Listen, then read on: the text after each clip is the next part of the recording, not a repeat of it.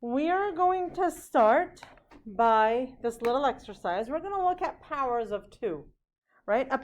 Powers of 2 is what you get when, you take a number and like you raise it to like the different exponents. So like powers of 2 is all of the answers if you raise 2 to the different exponents. So we know 2 to the 1 is 2, 2 to the 2 is 4, right? And then 2 to the 3 is 8, right? So look at what happens in going, up. And when the exponents go up by 1, right? I go from exponent of 2 to exponent of 3. But my values go from 4 all the way to 8. So I skip through like all this other stuff, right? What if, however, I wanted the exponent of 2? That would give me a 6, right? What then? Like what happened there? What happened there? Like where did that go? Well, to answer this question, we need a logarithm, okay? So the way in which we can ask the question, one way is 2 to the power of what is equal to 6? But that's not a very sophisticated way of asking a mathematical question. Another way in which we can phrase that same question is this. Log base 2 of 6 is equal to what?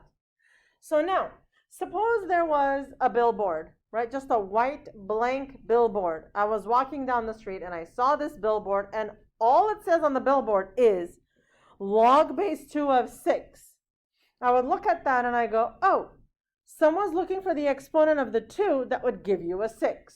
That's how it registers in my mind, okay? So the answer to a logarithm then is always a what? The exponent, right?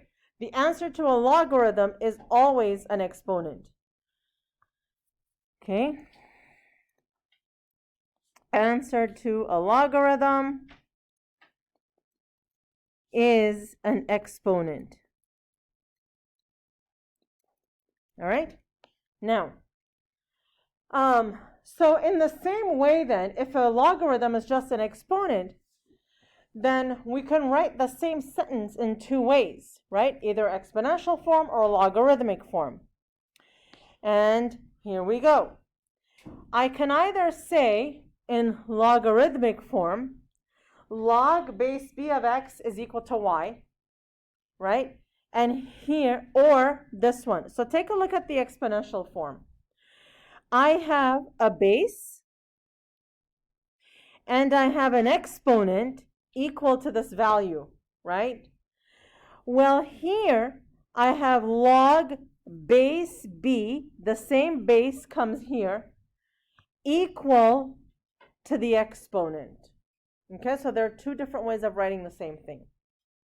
Okay, now let's talk about some basic properties of logarithms, all right? Let's take this first number, log b of 1. Okay, if this is the base, right, the question I want to ask now is, what exponent should the b have in order for it to equal 1? 0, right? Is that true? That's why the answer to that is 0. Okay, so no matter what base you have, an exponent of 0 will give you a 1. The next one says, if you have a base of b, what should be the exponent for it to give you b? What should be the exponent? 1. Am I making sense? Yes? The next one, take a look here. Maybe I'll write it up here. Okay. So I have log b, b to the x. The question is, where'd it go?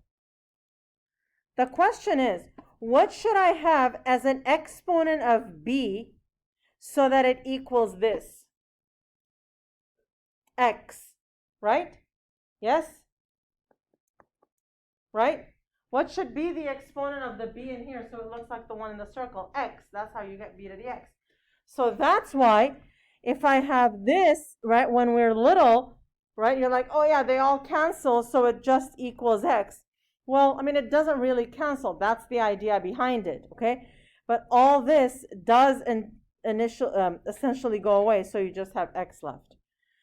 Okay, and then the other one I just want you to remember is b to the power of log bx is x, okay? Okay, so now that's true if you have any base, okay? However, if the base of the logarithm, so for example, if you have log 3 of 1, what would that equal? What should be the exponent of 3 so you get a 1? 0, okay? So this could be any number. The base could be any number. If you have a base of 10, that base of 10 happens to show up so often, right? Because in all of the scientific notations, you have like 10 to the power of 10 to the power. So base of 10 happens to show up so often that we don't even write it. You can omit it. And when you've omitted the base, it means it's a base 10. It's like you don't write 1x, you just write x, right? So it's the same sort of thing. So if I have this one here, log of 1 equals 0, right? What is it trying to tell us? There is a base of 10 here. So what should be the exponent of 10 for us to get a 1? 0, okay? What should be the base of 10? So we get a 10, 1. So log of 10 is 1. Okay, what should be the base of 10 so I get 10 to the x? X. Okay, and similarly, 10 to the power of log 10x is x. Okay, let's apply those to here. What I have here is log base 2 of 16. So the question is, what should be the base of 2 in order to get a 16? What should be the exponent of 2? 4. Okay? What should be the exponent of 5 to get 1 over 125? -3. What should be the exponent of 3 to get a √3? Okay, so let's rewrite that. This is log base 3. What's √3? 3 to the half. Right? So what should be the exponent of 3 to get 3 to the half? 1/2. Okay? Okay. What should be the exponent of 8 to get 512? It's 3. Okay. This one, 22 to the power of log 22 of 15.5 is 15.5. Okay. Here, what's the base of this one? 10. So what exponent will give you 10,000? One more. 4, right? The number of zeros. What's this next one? 12. And then the next one, log 14, you have to plug into your calculator. So let's go ahead and do that. Take out your calculators, by the way. I want you guys to follow along here. Okay, the log button is here.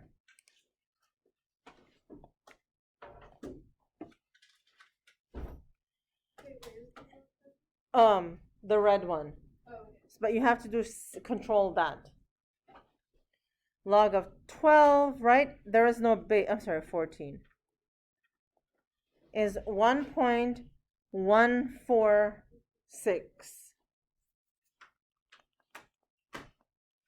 Okay, the next one. If there's a base of 10, what should be the exponent to get -12? Is that even possible? Can you do 10 to the power of anything and get a negative number? No. So it's no solution. Right? That's the reason you can't have a log of a negative number. Okay. Now, so we said if you have base 10, that's the natural logarithm. Okay? Now, yesterday we talked about the number e. What if you have log base e of x. Now, if 10 is the if 10 is the common base, e is called the natural base. Okay? Log and e just go hand in hand. And if you have base e, the whole thing can be written as ln of x. All right? So log base 10, you can just rewrite it as log.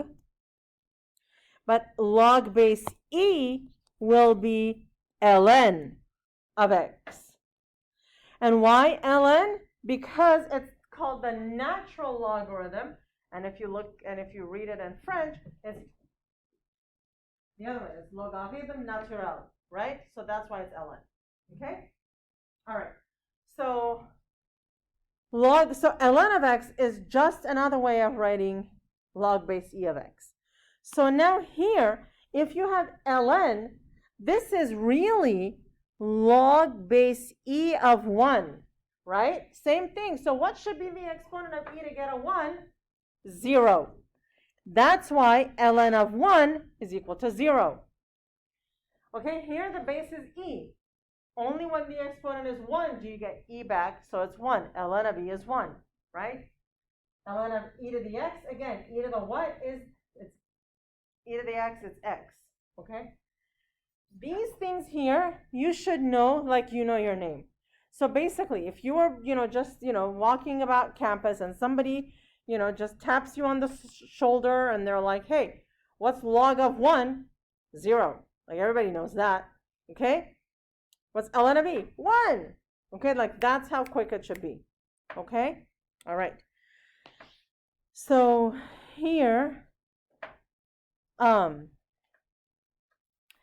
this one is just 4.5, right? And we've been doing it anyway, right? The next one, ln of negative 2. What exponent gives you a negative 2? None. E to the ln of 4 is just 4. And then ln of 7 you have to plug into your calculator. So go ahead and do that. I don't know why I left so much space there. Well, but then there was no room for the other stuff. That's why. So what's ln of 7? Okay. All right. Yeah. Uh-huh. Yep. Okay. So let's talk about graphing logarithms. Okay. Okay, so logarithms are basically inverses of exponential functions. All right. So do you remember how yesterday we graphed exponential functions? Okay. How did that look when we graphed the exponential functions? Basically, e to the x, or something like, or 2 to the x looks like that, right? And look, if I were to draw here the line y equals x, are they mirror images? Is it a reflection around y equals x? And does that mean that it's an inverse? Yup. Okay. So do you see how an exponential function is the inverse of a logarithmic function? So now, what do we know about inverses? What switches between inverses? The domain and range will switch, right?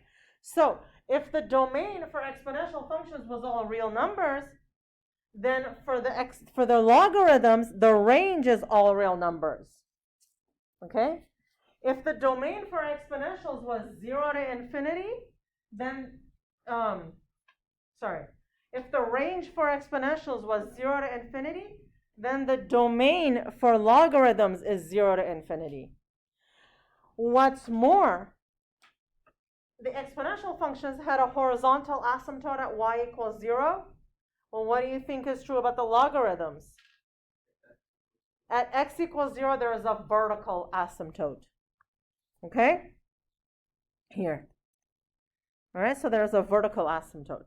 So what we have here is logarithmic growth. And logarithmic growth is the very opposite of exponential growth because it grows very, very slowly. Okay? And then logarithmic decay is, you know, a slow decay. Okay? All right. So,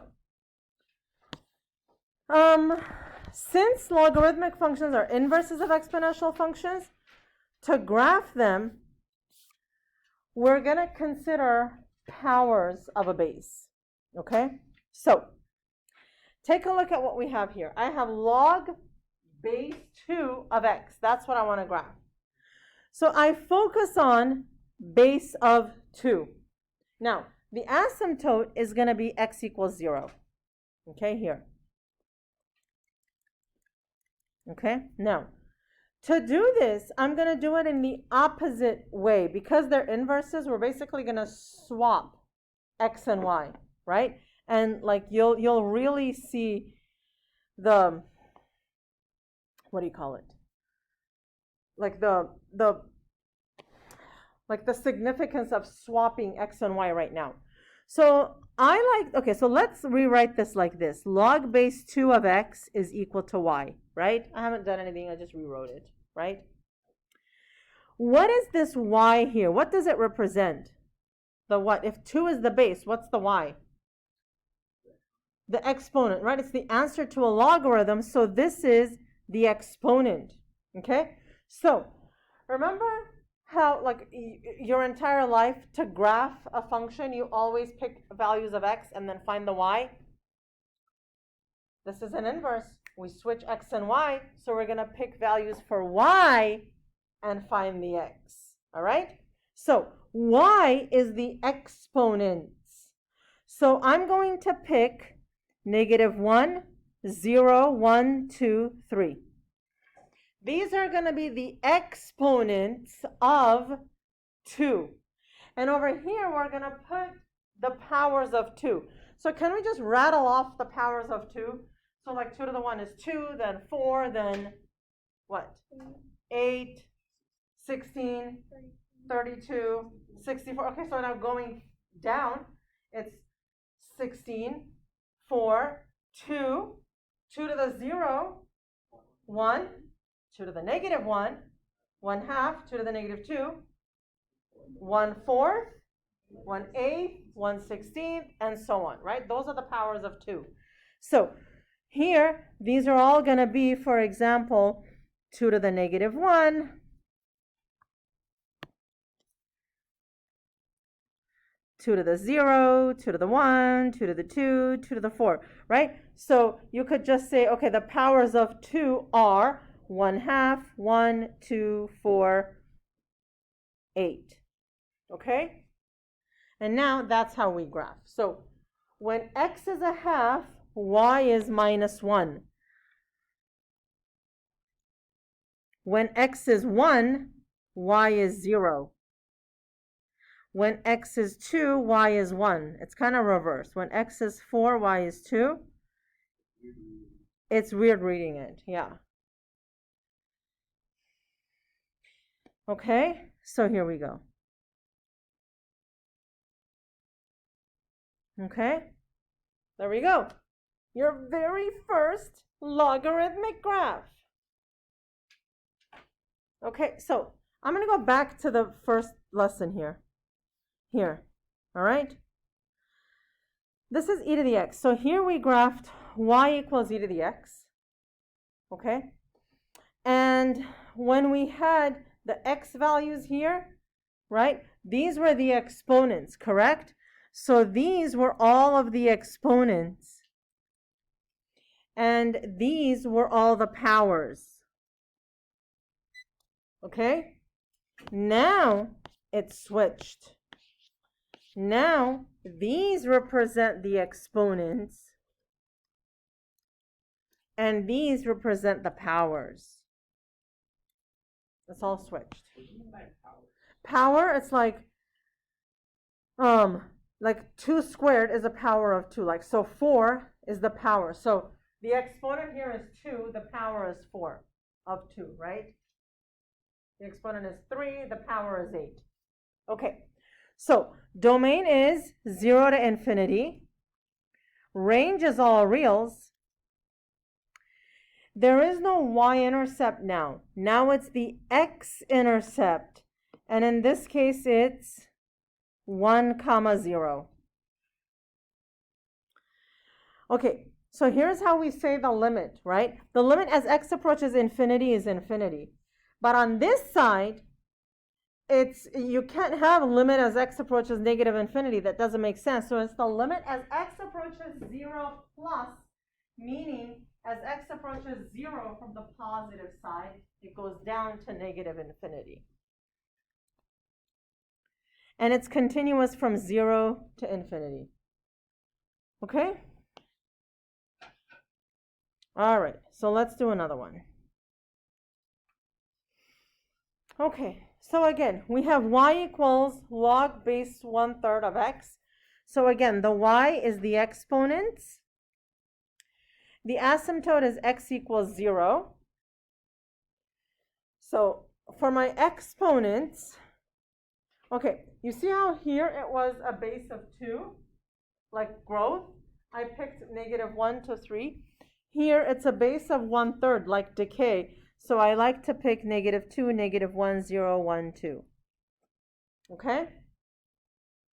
And these are going to be powers of the base. The base is a third. So, so this is going to be powers of that base.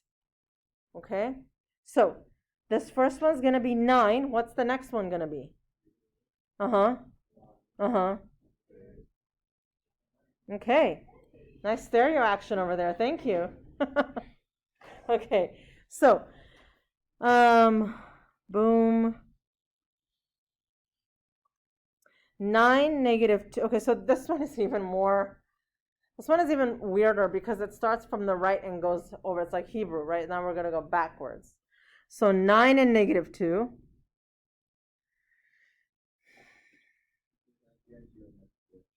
Say that again?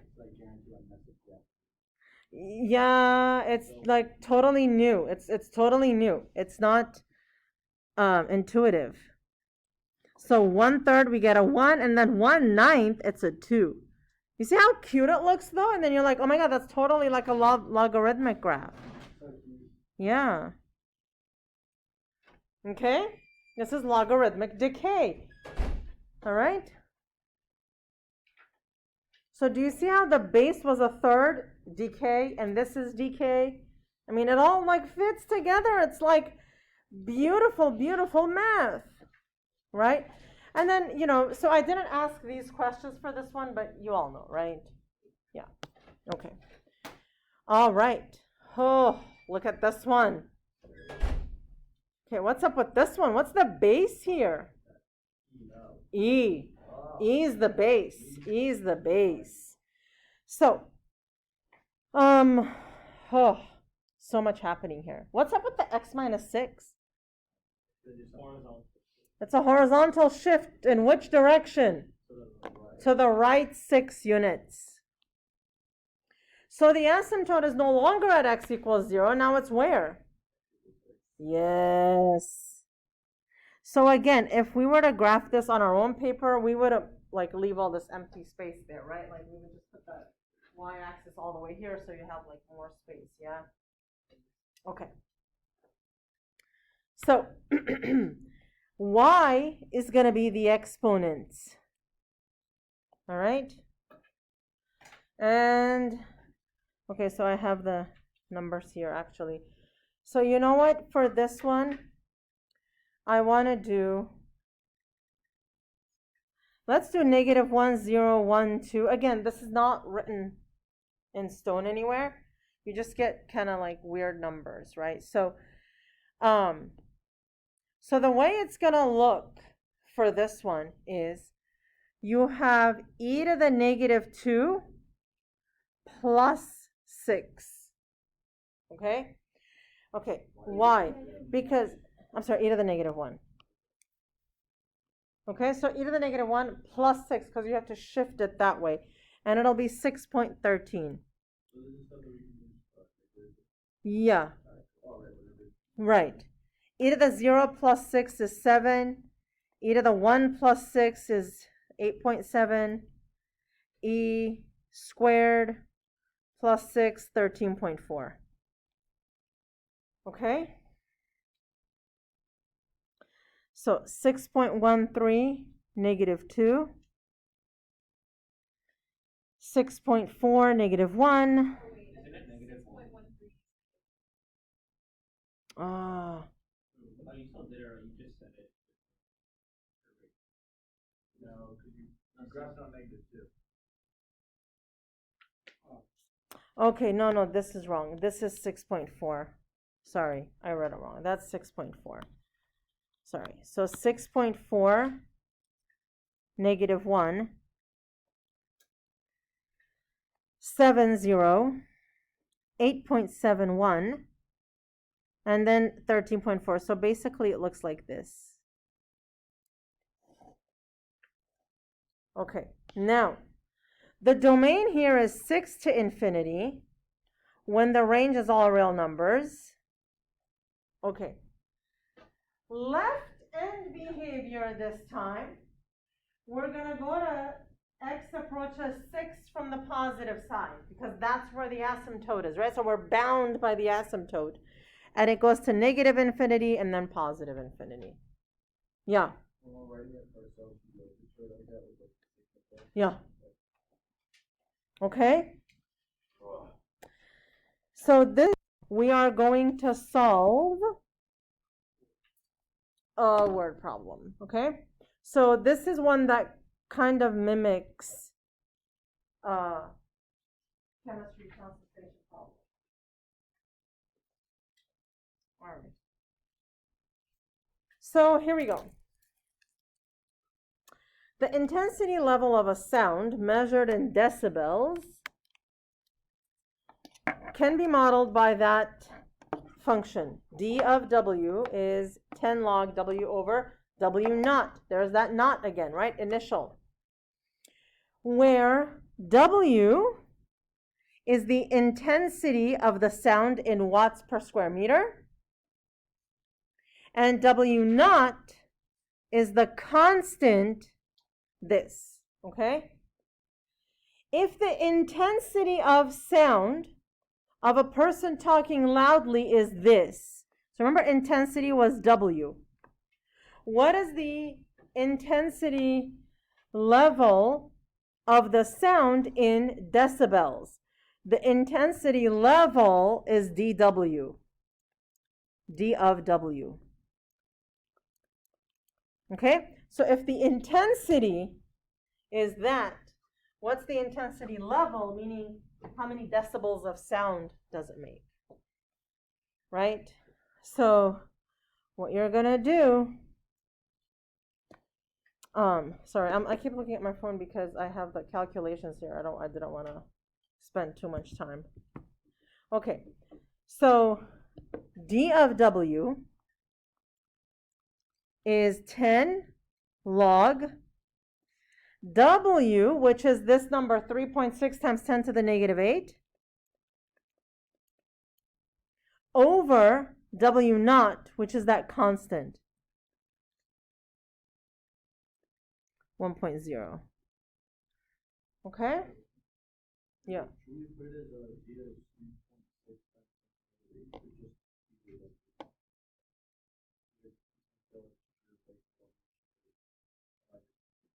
Wait, what? I might just be speaking up. Like, what's this DW? Oh, no, you want to leave it there. Okay. Yeah. Okay. I mean, it's fine either way.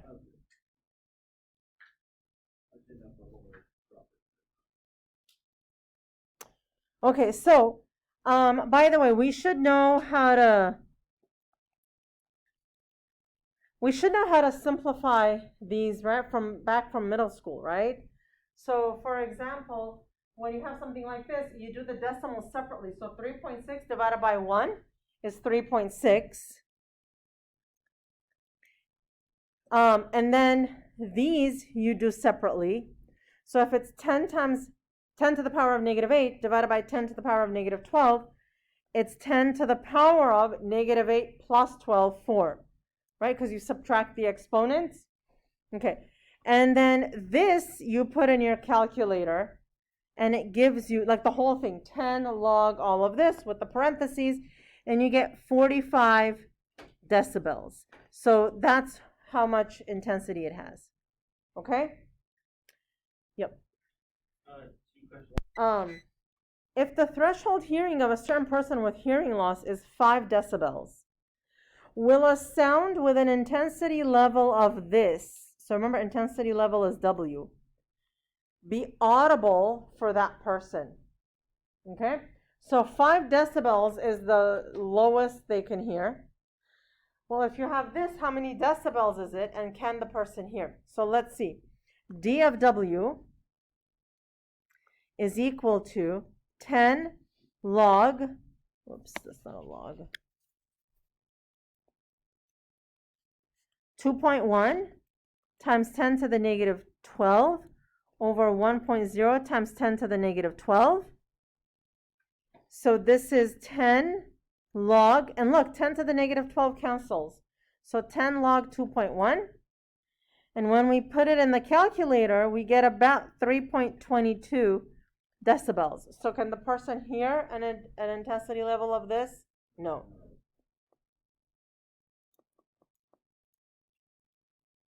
Okay? All right. Sound in excess of 85 decibels can cause hearing damage. Determine the intensity of sound. So now we want W with an intensity level of this many decibels.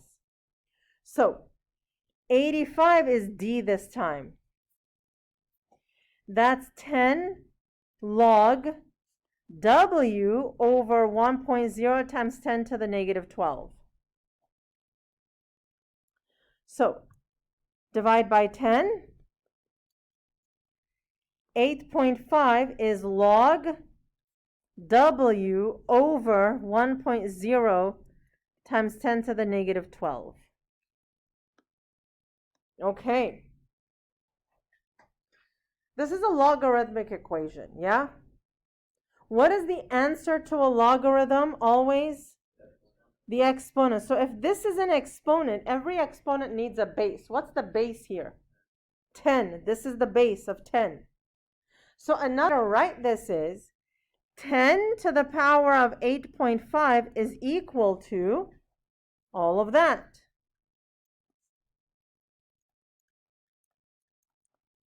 Okay? So W is 10 to the power of 8.5 times 1.0 times 10 to the negative 12.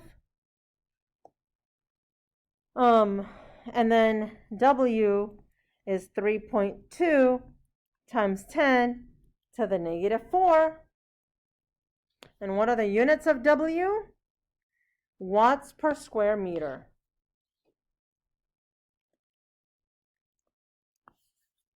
All right? Okay. Should we leave it like that, or should we like